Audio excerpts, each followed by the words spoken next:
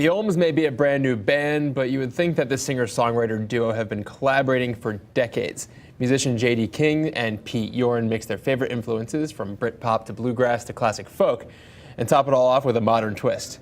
And now they're here to tell us how they pulled it all off in their self-titled debut album, The Olms. Welcome to J.D. and Pete. Pete came over and he's like, let's just write a song. And I said, okay, and we wrote a song, and that was Twice as Nice, which is on the record.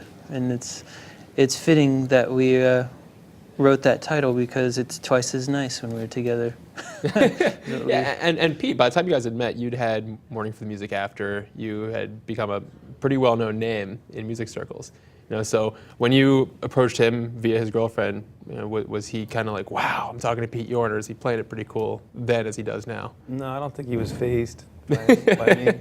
We were just friends, and JD's a laid-back character, and he started building a studio up at his place, and he was collecting all this really cool old gear, like old tape machines and old microphones, and he just started becoming this really good engineer, and he was also writing songs, and we just naturally, just decided to start writing tunes.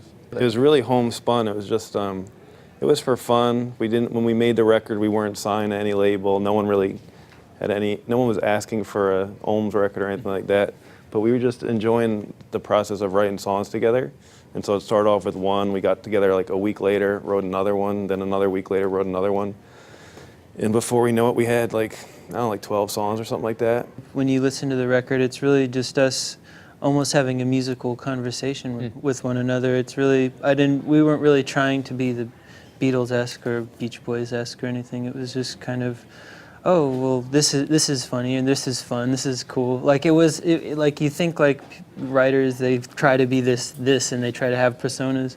It was just us just kind of talking of the ether to one another, and our souls just kind of talking with one another musically, and just writing it, happening to get it down on paper and get it down on recording.